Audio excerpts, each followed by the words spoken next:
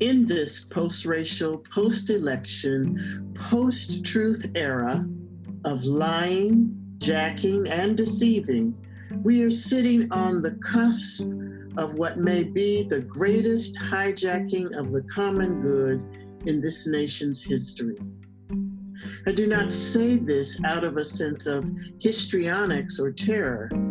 No, I say this as a sometimes grumpy social ethicist with womanist methodological swag who knows deep in my bones that blending a worldview of limited government with morally autonomous individuals who are also free will happy folk, responsible for their actions and life conditions, is a prescription for disaster for the non-elite in this country.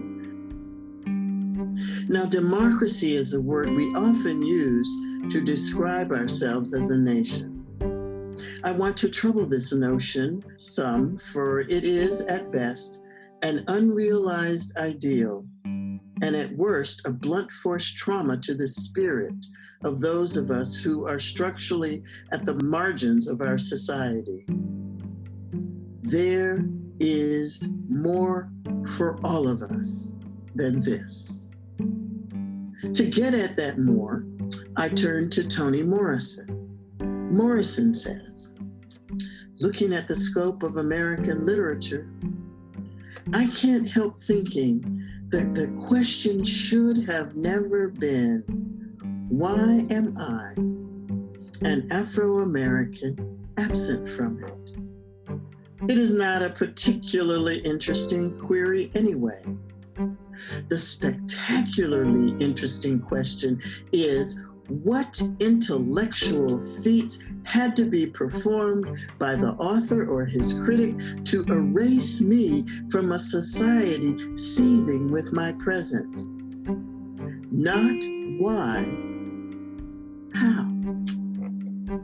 This shift from asking why to asking how can be liberating for this sometimes grumpy, womanish Christian social ethicist, and I hope for others as well, because it reminds me, it reminds us that we have agency. We have the ability to act, to affect, to effect the affect, to live, to shout, to sing, to say yes or no, to use our abilities, whatever they may be, to answer God's call. Whom shall I send? With send me, send us.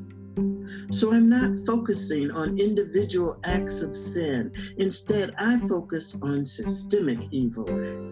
I have come to understand evil as a cultural production, which is to say, I urge us to explore the ways in which societies can produce misery and suffering in relentlessly systematic and structural ways. We are in many ways imprisoned by this cultural production of evil, and I do not like it, and I think that none of us should accept it as the status quo for our lives. I believe that personal responsibility in dispossessed bodies in a stumbling democracy calls for practicing the fine art of colored orneriness. Living out colored orneriness, which is another way of saying integrating faith and life, means that we recognize that we are made in God's image. Indeed, God's presence and love are the very fabric of our existence. We must stop being too meek and mild with our love. For love is not about being nice. Love is not being tolerant. We mistake far too often hoarding for self-love and self-care. And the notion of personal responsibility or democracy that issues forth from this kind of hoarding is spiteful, in its ability to ignore the social structures that are killing all of us,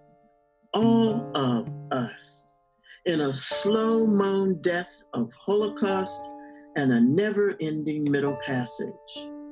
This deadly brand of politics has caused us to stumble into what has become oligarchy masquerading as democracy, bankrupt politics and social policies that attempt in the name of efficiency or wealth accumulation or protecting our borders or living in fear of others or bearing unrighteous arms to encourage us to hide our hearts and minds in the crevices of despair and then invite others to join us. I do not believe that we should practice the malformed love of hoarding.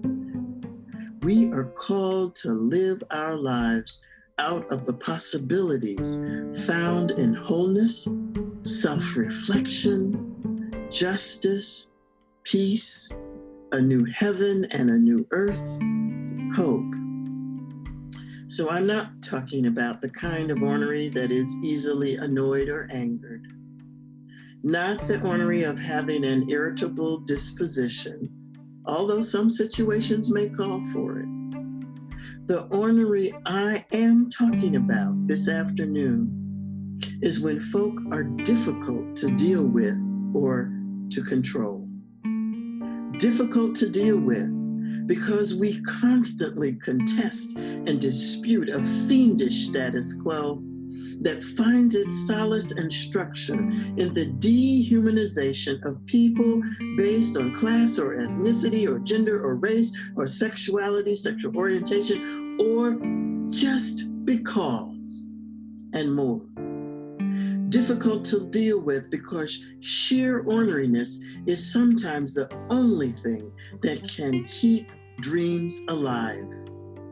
And the best response to how we fight such a relentless cartel of evil masquerading as a call to accept responsibility for someone else's mess is the kind of colored orneriness that has an attitude when it crafts moral thought, strategies, and actions that are not terrified of the curve of our hips, the arch of our backs, the slow swing in our walks, the glide of our fingers, the fire in our eyes, the coil of our hair, the deep moans and shouts of our ecstasies, the bottomless welling cries of our sorrows, the slow bend of our smiles, the precision of our minds, the sass and swag of our talk.